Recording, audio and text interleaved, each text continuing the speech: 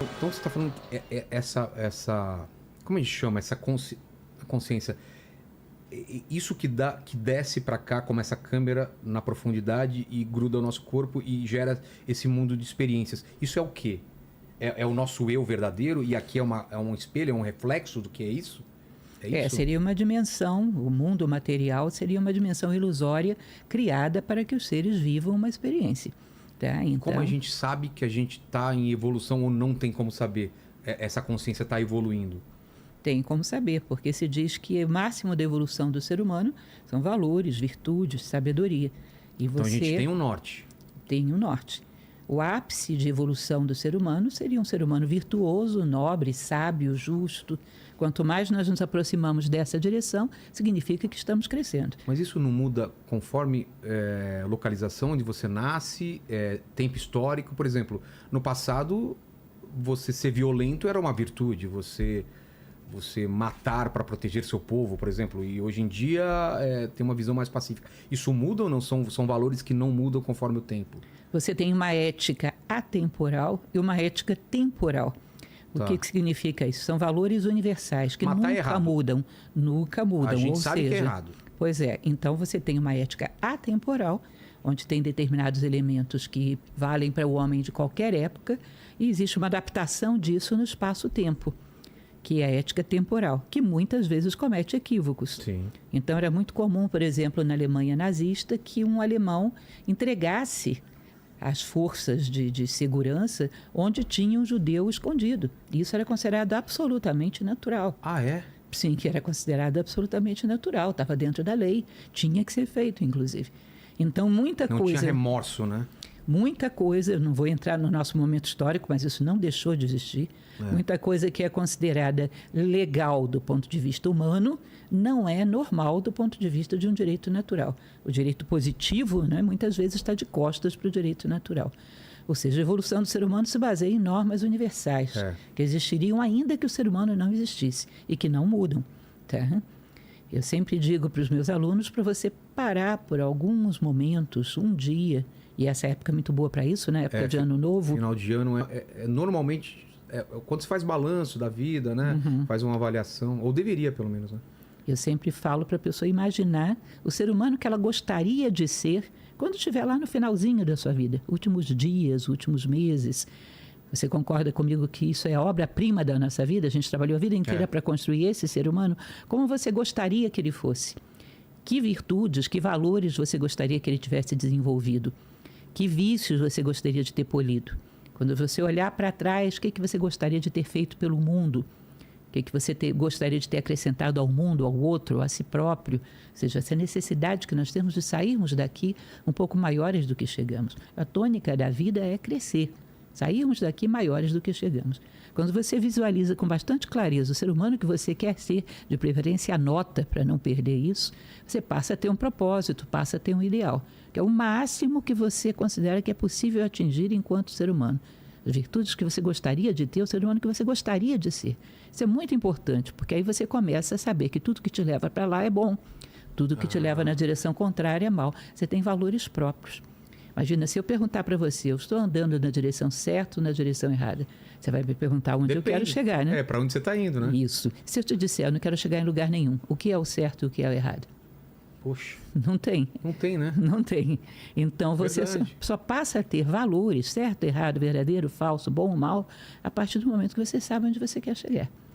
Então você cria essa imagem, que é o teu ideal, é o teu propósito de vida. Todas as outras coisas da vida são decididas a partir disso. É bom o que te aproxima, é mal o que te afasta. Aí você passa a ter uma identidade também, que é uma coisa muito interessante. Para mim, a pergunta mais impactante que se pode fazer a um ser humano é: quem é você?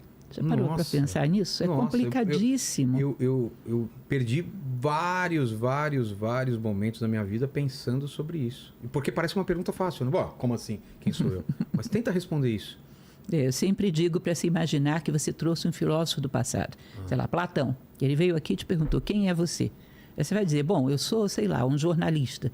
Ele vai dizer, isso é o que você faz ou é o que você é? Então... Se você parar de fazer isso, começar a fazer outra coisa, deixou de ser você? Não, então isso é o que você faz. Não é o que você é. Eu não sou um podcaster. Pois é.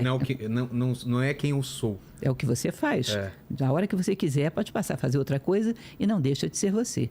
E aí você vai dizer o que para ele? O seu endereço, o seu telefone, seu e-mail?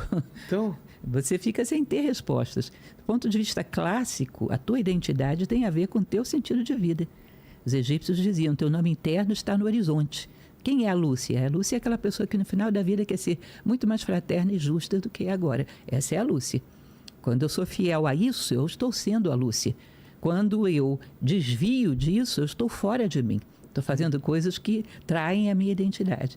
Isso dá, inclusive, para eu prever o que você pode ou não fazer. Como assim? Se eu sou uma pessoa que busca justiça e a fraternidade, e alguém disser para você, a Lúcia estava roubando uma carteira ali na esquina, você vai dizer, ou não era a Lúcia, ou então ela estava fora de si.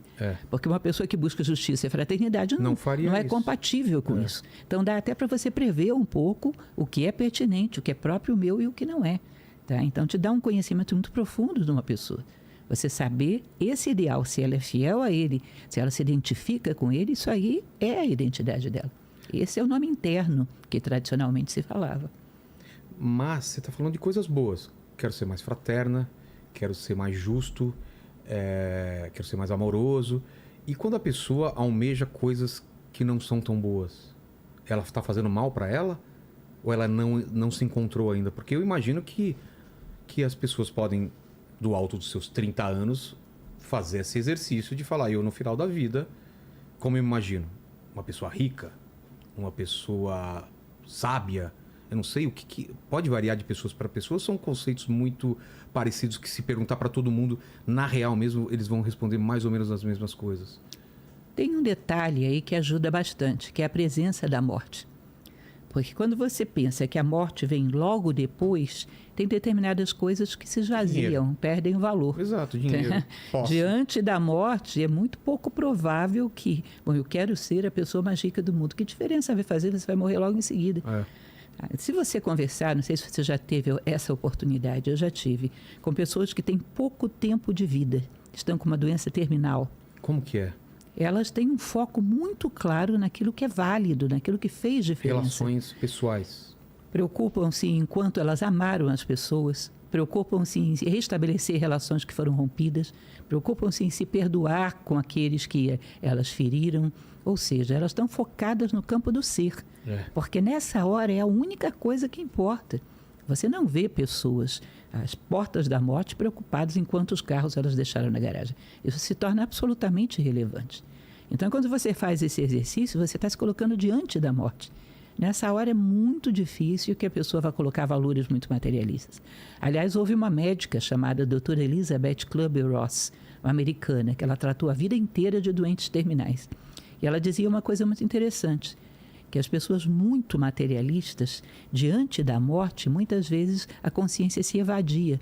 Entravam em processos de coma, perda de memória, inconsciência, porque a consciência não suportava confrontar que elas não fizeram absolutamente nada de válido na vida. A consciência não toda em vão. Isso, a consciência não suportava confrontar esse fato. Caramba. Então, quanto mais materialista a pessoa, menor a possibilidade dela chegar lúcida diante da morte. É uma constatação que a morte obriga, né? Porque consciência se dá por contraste. Sim, sim. No contraste entre vida e morte, você vê o que é válido na vida. E ela contrastar e ver que a sua vida foi um deserto, a consciência não suporta e se evade. Ela dizia, olha, de casos clínicos da minha vida como um todo, eu já vi vários, inúmeros. Pessoas muito materialistas não suportam confrontar conscientemente a morte. E na outra ponta, pessoas totalmente desapegadas, qual que é a reação delas? Pessoas que se dedicaram realmente à bondade, a não material. Qual que é o contrário de materialista? Seria desapegadas, né? Altruístas. Altruístas. Né? E essas pessoas? Essas pessoas sentem que fizeram aquilo que lhes correspondia, portanto estão quites com céus e terras, estão quites com a vida. Portanto, tem uma paz de espírito muito grande. Saber que seja lá o que venha depois, eu estou preparado, porque eu faço sempre o que me corresponde em cada contexto. Então, não tem medo. Tá? sabem que aproveitaram bem a oportunidade, viveram intensamente e seja lá o que for pela frente que venha, elas também vão viver com a mesma intensidade. Quem que é esse, Helene? Essa? Essa é a Elizabeth. Elizabeth Kübler-Ross, é ela. Eu tenho muitas perguntas sobre isso, hein? Vamos falar de outros temas, mas eu tenho... Porque eu nunca pensei tanto sobre a morte quando eu tenho pensado. Eu nem sei se isso é bom, mas tem a ver com quando você vê o seu pai envelhecendo.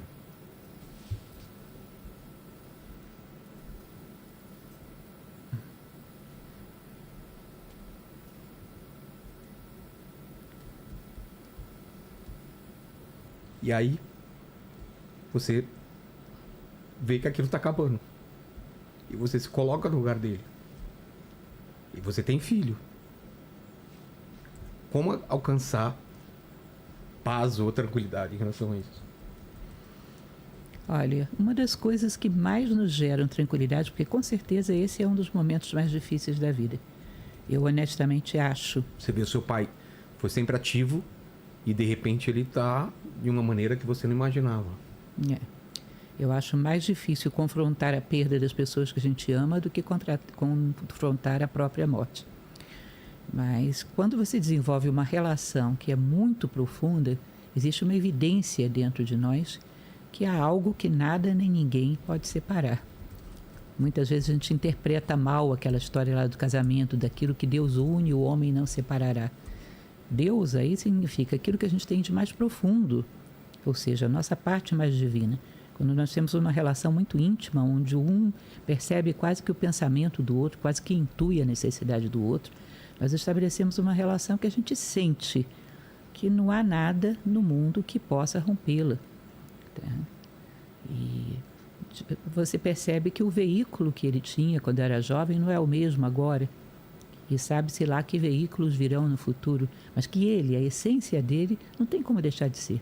Aquilo que é não pode deixar de ser nem no tempo nem no espaço. Quando a gente tem essa experiência de intimidade, de coração com alguém, a gente sente que há algo ali por trás que vai permanecer conosco. Porque foi unido exatamente por algo que não morre, que mas é você esse de aspecto mais sagrado. memórias, de experiências, do que fica. Não só memórias nem experiências, mas essência.